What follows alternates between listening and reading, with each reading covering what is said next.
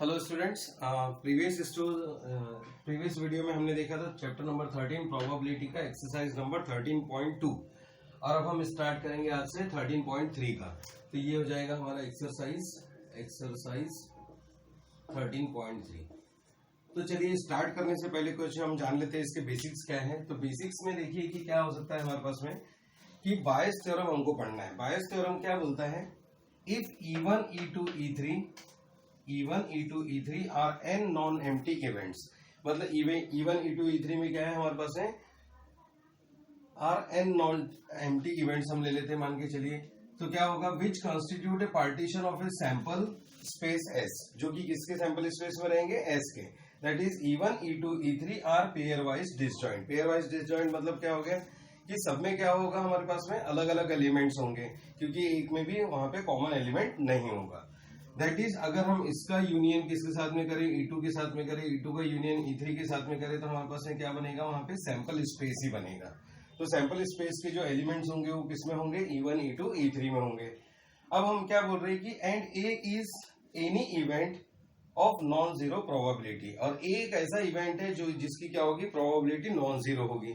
अगर non zero होगी तो उस केस में हम इसको कैसे डिफाइन करते हैं कि कोई भी अगर इवेंट है हमको जिसके लिए फाइंड आउट करना है probability of E of I oblique A, P of EI, P of A by E, मतलब जो भी इवेंट ऑकर हो रहा है अपॉन क्या आएगा, E के लिए आएगा। और होल अपॉन में क्या आता है कि जितने भी हमारे पास में इवेंट्स ऑकर हुए ये क्या हो गए, जिसकी प्रोबेबिलिटी हमको फाइंड आउट करनी है, probability to be find out. और यहाँ पर क्या होता है, देखिए अपॉन में हमने क्या लिखा, J equals to 1 to N हमने लिखा हुआ है। तो E ऑफ J पे of A by E of J, तो ये क्या होगा, sum of all probability, sum of all probability events. जितने भी प्रोबेबिलिटीज होगी उन सबका क्या करेंगे, सम हम करेंगे यहाँ पे P of EJ into P of A by EJ up to कहां तक, 1 से लेके n इवेंट्स तक। तो हमारे पास 2 इवेंट हो सकते हैं, 3 हो सकते हैं, 4 हो सकते हैं। तो मल्टीपल नंबर ऑफ जितने भी इवेंट्स ऑकर होंगे उन सबका क्या ले लेंगे हम यहाँ पर, समेशन। और न्यूमरेटर में क्या आएगा, जिसकी प्रोबेबिलिटी हमको क्या करनी है, फाइंड आउट करनी है, तो वो हमारे आएगा न्यूमरेटर में।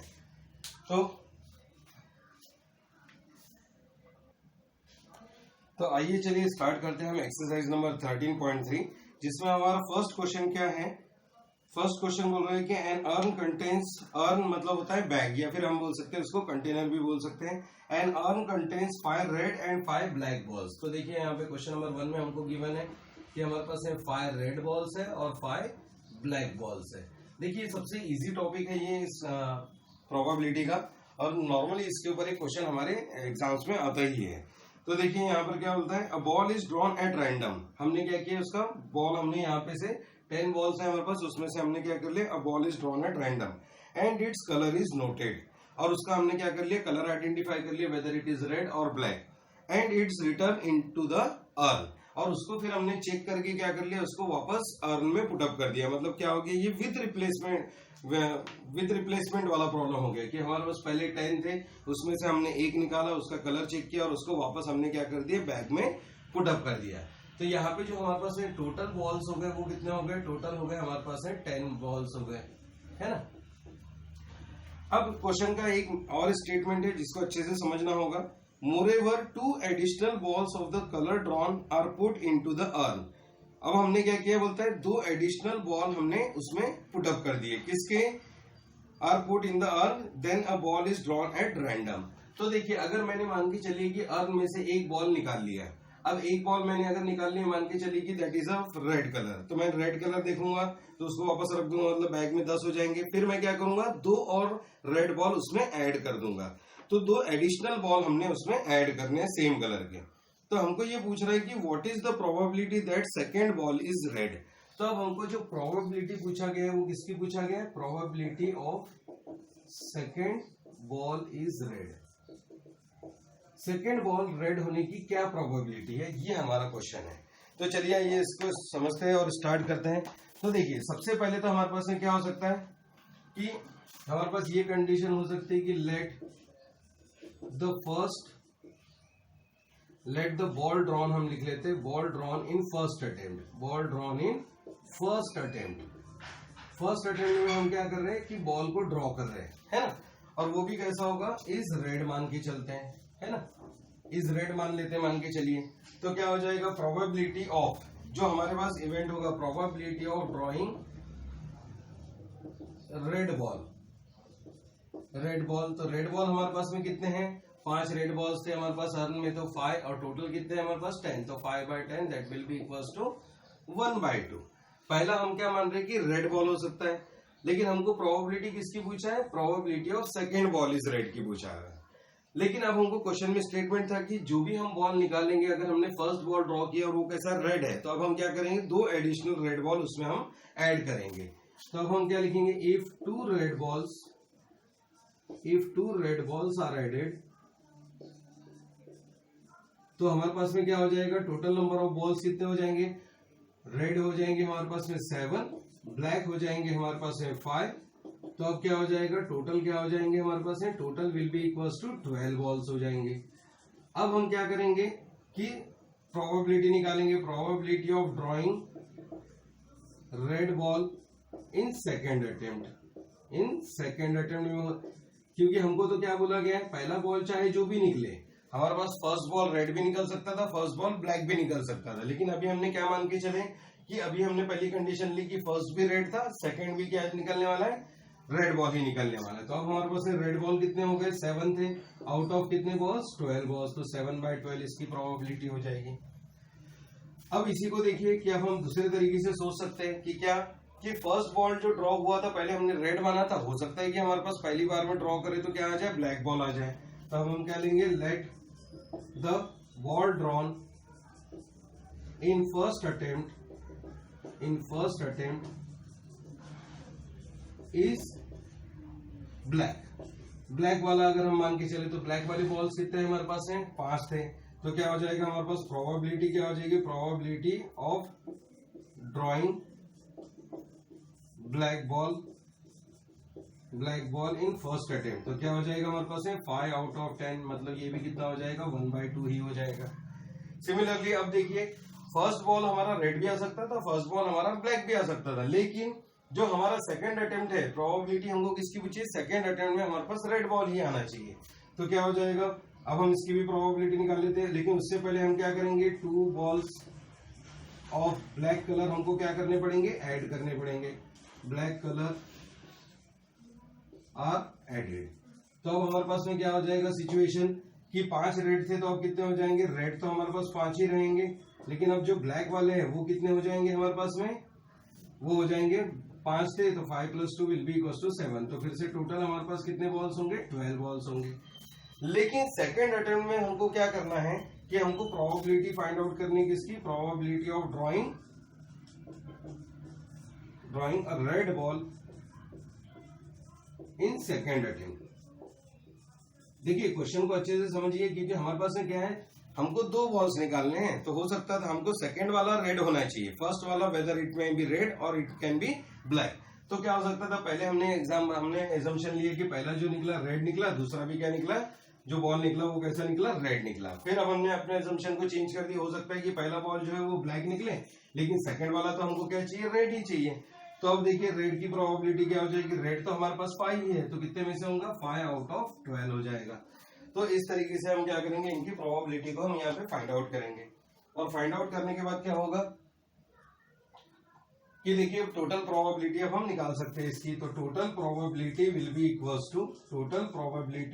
टू ये क्या हो जाएगा हमारे पास है 1/2 इंटू फर्स्ट और ये सेकेंड कितना आया था 7/12 प्लस, और अब देखिए सेकेंड अटेम्प्ट में हमने क्या किया था, पहला ब्लैक दूसरा रेड, तो 1/2 इंटू कितना 5/12, तो दैट विल बी 1/2, तो यहाँ से कॉमन निकल जाएगा, तो क्या बचेगा हमारा 1/2 कॉमन निकल गया, कितना बचेगा 7/12 प्लस 5/12, तो ये कितना हो जाएगा 1/2 इंटू 12/12 तो कैंसिल होके 1 हो जाएगा, मतलब आंसर कितना आ जाएगा हमारा 1/2। So there is probability of 1/2 of getting first red and second red, first black and second red. तो ओवरऑल प्रोबेबिलिटी हमारी कितनी आएगी 1/2। तो चलिए जल्दी से स्क्रीनशॉट ले लीजिए।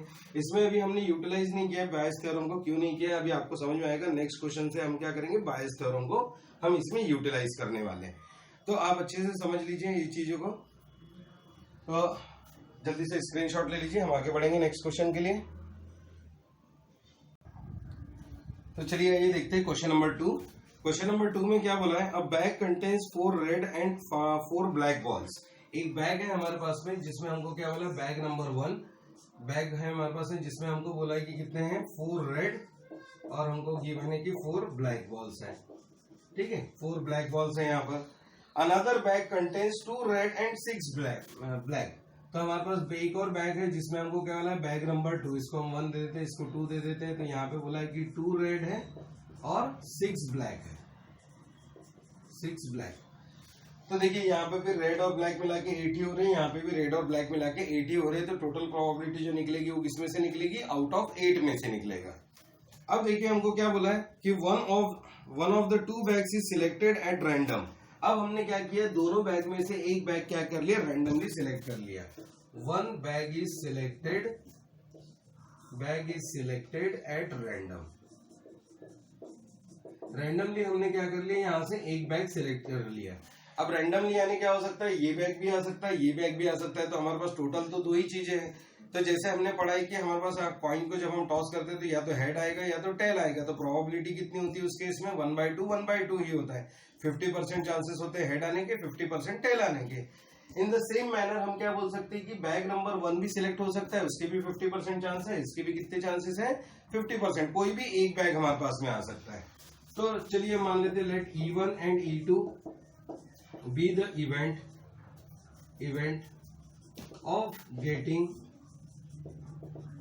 Bag 1 and bag 2। बैग 1 भी सिलेक्ट हो सकता है, बैग 2 भी सिलेक्ट हो सकता है। तो दोनों में से प्रोबेबिलिटी कितनी हो जाएगी हमारे पास में, प्रोबेबिलिटी जो है वो कितनी हो जाएगी, it will be equals to, तो जो हमारी प्रोबेबिलिटी है, प्रोबेबिलिटी ऑफ ऑकरिंग इवेंट 1 कितनी हो जाएगी, that will be equals to 1/2 होगा। और प्रोबेबिलिटी हो सकता है कि सेकेंड बैग भी सिलेक्ट हो, तो उसकी भी प्रोबेबिलिटी कितनी हो सकती है, 1/2, क्योंकि हमारे पास 2 ही ऑप्शन है, बैग 1 एंड बैग 2। अब देखिए क्या बोला है क्वेश्चन में, one of the 2 bag is selected at random and a ball is drawn from the bag which is found to be red. अब हमको क्या बोला है, दोनों में से कोई भी एक बैग सिलेक्ट किया गया और उसमें से क्या किया गया कि रेड बॉल निकाला गया है ना। Find the probability that the ball is drawn from the first bag. तो अब हमको क्या पूछा है, ball is drawn from the first bag. तो बैग 1 की प्रोबेबिलिटी पूछा है ना। तो मैंने आपसे बताया था कि जब भी हम बायस थ्योरम अप्लाई करते हैं तो जिसकी भी प्रोबेबिलिटी पूछता है वो क्या करते हैं, हम उसको न्यूमरेटर में लिखते हैं, और जितनी भी अदर प्रोबेबिलिटीज है उन सबका सम हम क्या करते हैं वहां पे उसके डिनोमिनेटर में आएगा। तो हमको पूछा है सेकेंड बॉल की ड्रॉन जो है वो कहां से होगा, the ball is drawn from the first bag. तो अब चलिए आइए देखते हैं इसमें कि अब हमारे पास में क्या हो सकता है, यहाँ पे P/A/E1 हम लिख लेते हैं।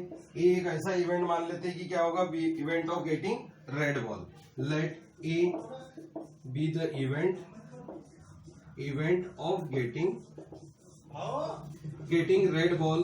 तो रेड बॉल में क्या हो जाएगा यहाँ पर, तो रेड बॉल में आएगा, अरे बाप रे, तो एक हमने इवेंट मान लिया जिसको क्या हुआ, event of getting red ball, है ना। तो अब देखिए प्रोबेबिलिटी ऑफ ए किस में से आएगा, E1 इवेंट में से, मतलब फर्स्ट बैग में से।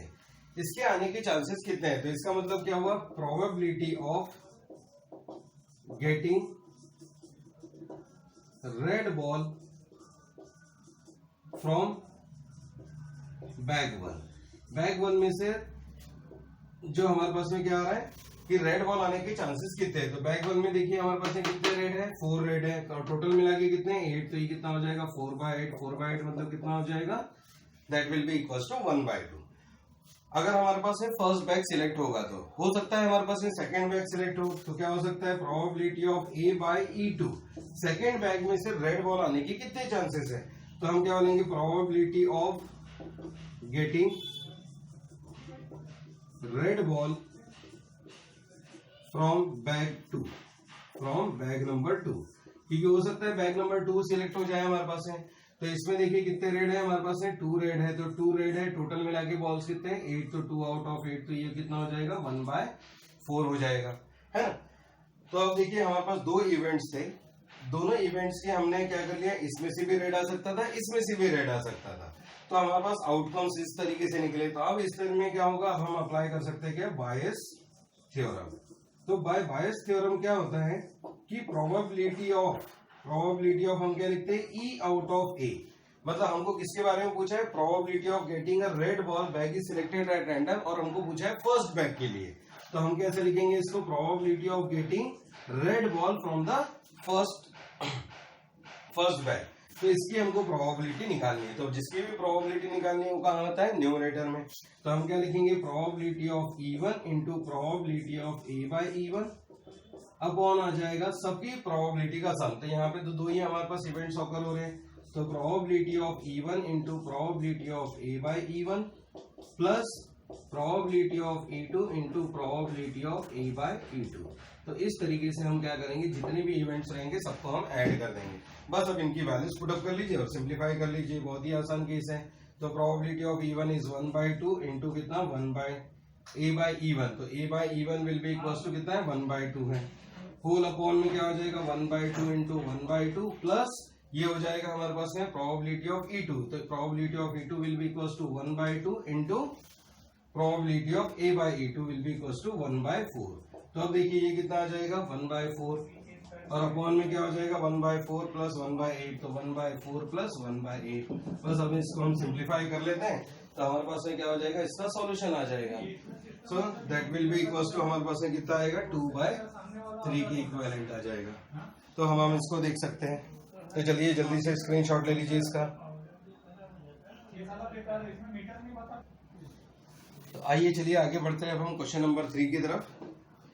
अब देखिए जैसे अगर हमने क्वेश्चन नंबर 2 में देखा था कि दो इवेंट्स थे हमारे पास में, बैग 1 और बैग 2। तो अब देखिए क्वेश्चन नंबर 3 में क्या बोला हुआ है, one of the students in college it is known as 60% reside in hostel and 40% are day scholars not residing in hostel. तो एक कॉलेज में क्या है, दो कैटेगरी के बच्चे हैं हमारे पास में। तो स्टूडेंट्स जो है हमारे पास में, इनकी कैटेगरी कितनी है, दो कैटेगरीज है। एक हो रहा है हमारे पास में, हमको बोला है कि 60% कहाँ पर रिसाइड कर रहे हैं, रिसाइड इन हॉस्टलर है, हॉस्टलर। और फिर हमको बोला है कि 40% जो है वो कैसे है, डे स्कॉलर है। डे स्कॉलर मतलब स्कूल में आते हैं, कॉलेज में आते हैं, पढ़ के चले जाते हैं और वो हॉस्टल में रिसाइड नहीं करते। तो हम इसको ऐसा भी बोल सकते हैं कि दिस आर नॉन हॉस्टेलर्स बोल सकते हैं हम इसको।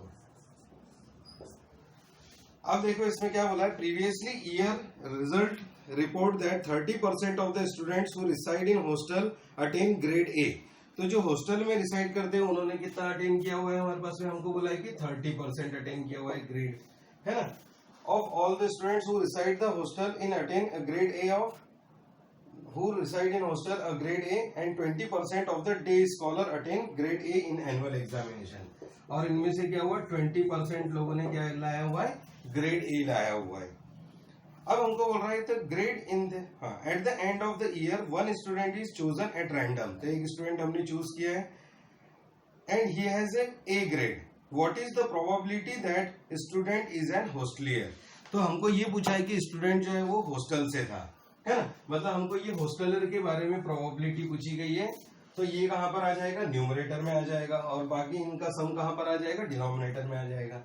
अब फिर से देखिए पिछले प्रॉब्लम जैसी ही क्या है, यहाँ पर भी हमारे पास दो ही ऑप्शन है, या तो हॉस्टलर होंगे या तो क्या होंगे, नॉन हॉस्टलर होंगे। तो हम क्या बोल सकते हैं, let E1 and E2 be the event of hosteller and day scholar. तो अब देखिए इसमें क्या हो जाएगा, हॉस्टलर भी है हमारे पास में कितने हैं, तो हॉस्टलर के कितने परसेंटेज है, 60% स्टूडेंट्स है और 40% क्या है, डे स्कॉलर। तो हम ये बोल सकते हैं कि प्रोबेबिलिटी ऑफ E1 कितनी हो जाएगी, 60%। That will be equals to कितना हो जाएगा, 0.6। प्रोबेबिलिटी ऑफ E2 कितना हो जाएगा हमारे पास है, नॉन हॉस्टलर का, तो ये हो जाएगा हमारे पास है 40% मतलब क्या हो जाएगा, that will be equals to ये हो जाएगा 0.4 हो जाएगा।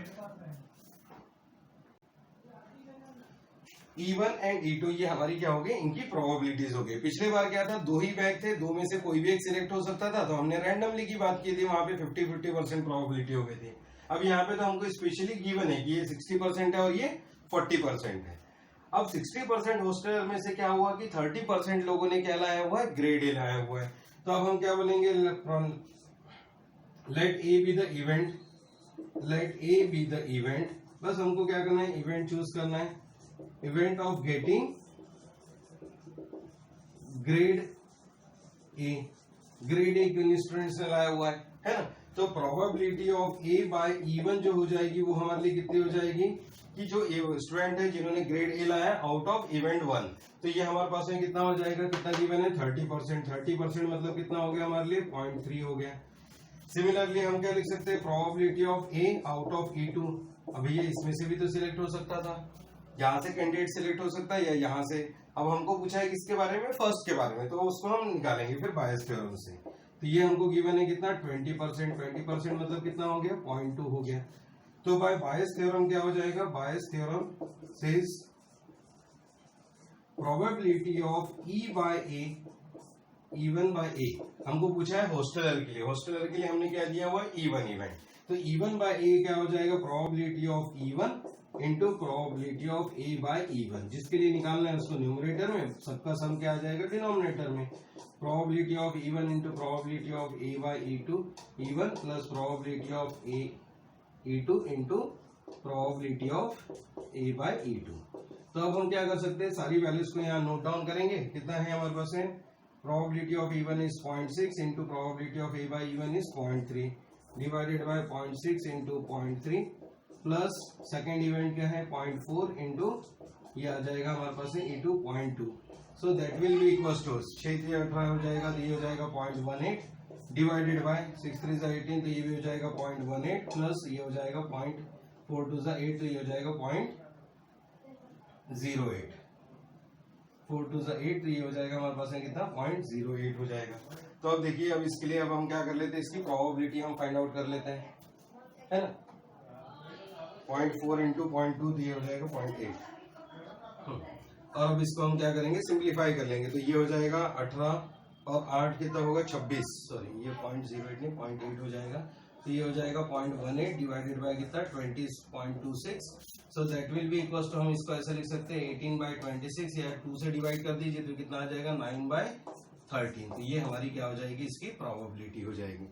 तो इस तरीके से देखिए बायस थ्योरम हम बहुत ही आसानी से हम अप्लाई कर सकते हैं कि हमको देखना है कि इसमें हमारे पास कितनी कैटेगरीज गिवन है। हो सकता है 2 की जगह 3 कैटेगरी गिवन रहे, तीनों के लिए हम प्रोबेबिलिटी निकालेंगे, फिर उसके भी हमको चांसेस गिवन रहेंगे, तो चांसेस हमने निकालना है और बस उसको बायस थ्योरम में पुटअप कर देना है। और पुटअप क्या करना है, तो जिसकी प्रोबेबिलिटी फाइंड आउट करनी हो न्यूमरेटर में, बाकी सब क्या आएगा डिनोमिनेटर में।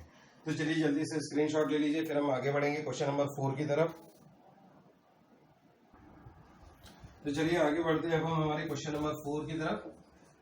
क्वेश्चन नंबर 4 देखिए आपसे ही रिलेटेड है कि हम मल्टीपल चॉइस क्वेश्चन अटेम्प्ट करते हैं, कभी तुक्का मारते हैं, कभी हम क्या करते हैं कि एग्जैक्ट आंसर हमको नोन रहता है। तो उसी टाइप से क्वेश्चन है हमारे पास।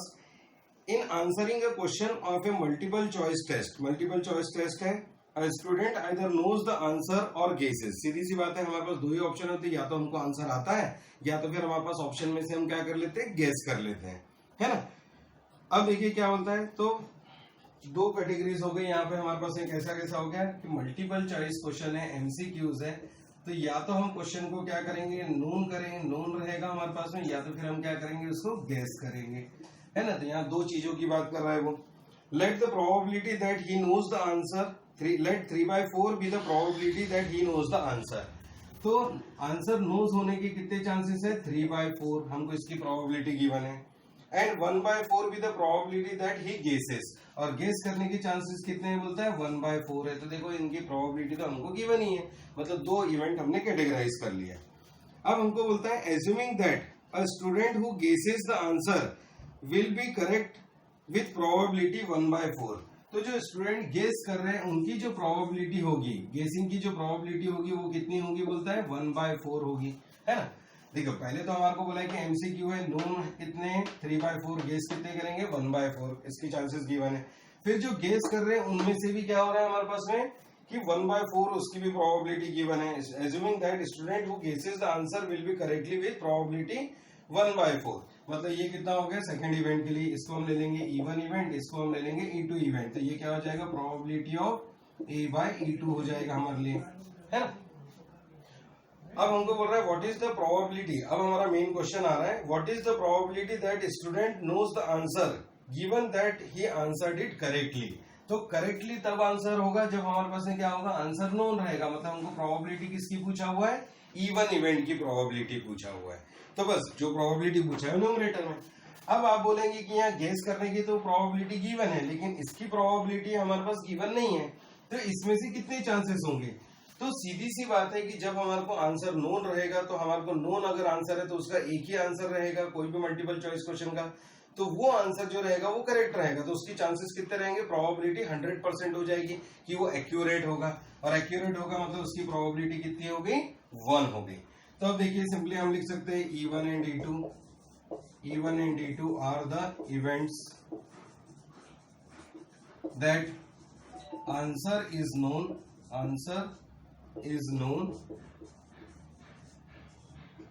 and answer is guessed।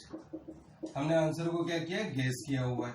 तो अब देखिए प्रोबेबिलिटी ऑफ E1 हमको कितनी गिवन है? 3/4 हमको गिवन है यहाँ पर। प्रोबेबिलिटी ऑफ E2 हमको कितनी गिवन है? ये गिवन है 1/4। फिर अब देखिए प्रोबेबिलिटी ऑफ, अब जो A हमारा इवेंट रहेगा वो क्या बोला है हमको? A be the event that answer is correct। और करेक्ट कब होगा? जब हमारे पास में क्या होगा कि नोन रहेगा। तो देखिए आंसर करेक्ट होने के चांसेस कितने होंगे? A/E1 will be equal to कितना हो जाएगा? 1 हो जाएगा। प्रोबेबिलिटी ऑफ A/E2 कितनी हो जाएगी हमारे लिए? That will be equal to 1/4, ये जो हमको गिवन है, और यहाँ पर कितना है? 1 है। तो बस इसको हम क्या कर लेंगे? बायस थ्योरम में हम पुट अप करेंगे और इसको प्रॉब्लम को हम क्या कर लेंगे? सिंप्लीफाई कर लेंगे। तो आइए चलिए देखते हैं क्या होगा अब इसमें। तो प्रोबेबिलिटी बाय बायस थ्योरम हम क्या लिखेंगे? By Bayes theorem probability of E1 by A will be equals to probability of E1 into probability of A/E1 upon आ जाएगा सबका sum, probability of E1 into probability of A/E1 into plus क्या आ जाएगा? Probability of E2 into probability of A/E2। So ये हो जाएगा हमारे पास है, देखिए E1 हमारे पास है गिवन है 3/4 इंटू प्रोबेबिलिटी ऑफ A/E1 है कितना? 1 divided by that will be equal to कितना हो जाएगा? 3/4 into 1 plus probability of E2 है 1/4 इंटू कितना? 1/4। सो ये आ जाएगा हमारे पास है 3/4 अपॉन 3/4 प्लस हो जाएगा 1/16। और फिर हम क्या कर सकते हैं? इसको मल्टीप्लाई कर सकते हैं। 16 है तो यहाँ 4 से मल्टीप्लाई कर लेते हैं, तो ये कितना हो जाएगा? दैट विल बी 3/4 अपॉन हो जाएगा 4 से मल्टीप्लाई करेंगे तो 12/16 प्लस 1 ये हो जाएगा 16। तो ये 16 को ऊपर ला लेते हैं। अब हम क्या हो जाएगा? 3/4 इंटू 13/16। तो ये 16 का आ जाएगा, ऊपर आ जाएगा, और ये 4 टाइम्स कैंसिल हो जाएगा, तो 3 4 12, तो ये आ जाएगा 12/13। तो that will B the probability of, क्या हो जाएगा हमारे पास है? एमसीक्यूज की प्रोबेबिलिटी आ जाएगी। तो चलिए जल्दी से स्क्रीनशॉट ले लीजिए। तो चलिए आइए देखते हैं आज का 5th क्वेश्चन, और 5th क्वेश्चन लेके हम आज वीडियो लेक्चर को इसको फिनिश करेंगे, और फिर बाकी के क्वेश्चन हमारे नेक्स्ट वीडियो लेक्चर में हम देखेंगे। और अगर आप लोगों ने सब्सक्राइब नहीं किया है मेरे चैनल को तो जल्दी से सब्सक्राइब कर लीजिए, लाइक बटन प्रेस कीजिए, और कुछ भी आपकी कमेंट्स रहते हैं, कुछ भी क्वेरीज रहती है तो आप कमेंट सेक्शन में लिख सकते हैं। तो चलिए देखते हैं क्वेश्चन नंबर 5। क्वेश्चन नंबर 5 में क्या बोला है? A laboratory blood test is 99% effective. 99% क्या हो रही है? जो टेस्ट आ रहे हैं वो कैसे हमारे पास है? इफेक्टिव है। अब उसमें भी बोलता है in detecting a certain disease, ठीक है ना, when it is a fact present, however the test also yield a false result of 0.5%। तो देखिए 99% क्या हो रहा है हमारे पास है? 99% तो सक्सेसफुल रिजल्ट आ रहे हैं, और क्या हो रहा है कि 0.5% जो है वो क्या हो रहा है कि फॉल्स रिजल्ट आ रहे हैं। अब उसमें भी हमको डिफाइन किया गया है, देन विथ ए प्रोबेबिलिटी। अब इसको अच्छे से समझ लीजिए क्या बोल रहा है ये। ब्रैकेट में लिखा हुआ है कि that is if a healthy person is tested then the probability will be 0.005, the test will imply he has the disease. तो 0.5% मतलब ही कितना होता है? 0.005 होता है। अब हमको गिवन है if 0.1% of the population has actually the disease. अब कितने लोगों को डिसीज है? 0.1% लोगों को। तो अब हम बात करेंगे कितनी? 0.1% पॉपुलेशन हैज डिसीज। अब देखिए यहाँ पे अपना मेन पॉइंट हमको गिवन है यहाँ पे कि 0.1% हैज एक्चुअली द डिसीज। अब हमको बोल रहा है क्या? What is the probability that a person has the disease given that his test result is positive. तो अब हमको पूछा है कि पहले वाले इवेंट की चांसेस क्या होंगे, कि हमारे पास जो हमारा टेस्ट किया हुआ है उसकी प्रोबेबिलिटी पॉजिटिव होने की कितने चांसेस है।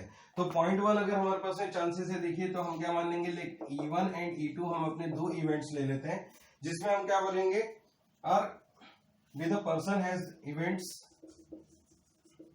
With person has disease, person has disease, person has disease and person has no disease.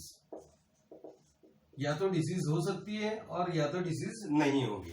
तो अब देखिए हमको बोला है कि 0.1% of the population has the disease, तो क्या हो जाएगा, प्रोबेबिलिटी ऑफ E1 कितनी हो जाएगी हमारे पास है, ये हो जाएगा 0.1%, 0.1% मतलब कितना हो गया हमारे लिए 0.01 हो गया, ये हमारे पास 0.001 हो जाएगा।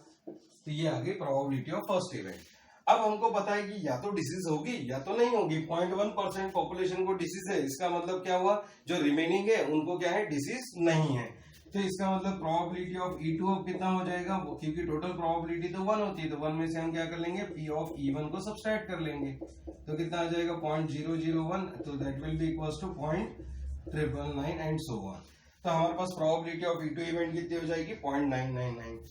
और अब देखिए अब हमको क्या बोला है कि probability of A by E1, A एक अपना इवेंट हम मान लेते हैं जिसमें हम क्या करेंगे कि इसकी प्रोबेबिलिटी निकालेंगे। तो probability of result is positive, result is positive, result is positive given person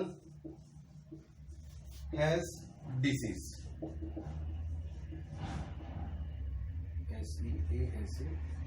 कि रिजल्ट क्या है, पॉजिटिव है, गिवन पर्सन हैज डिसीज, उसको डिसीज है करके हम देखेंगे। तो गिवन पर्सन हैज डिसीज की प्रोबेबिलिटी गिवन है, देखिए अपने को 99%, 99% मतलब कितना हो जाएगा, दैट विल बी 0.99।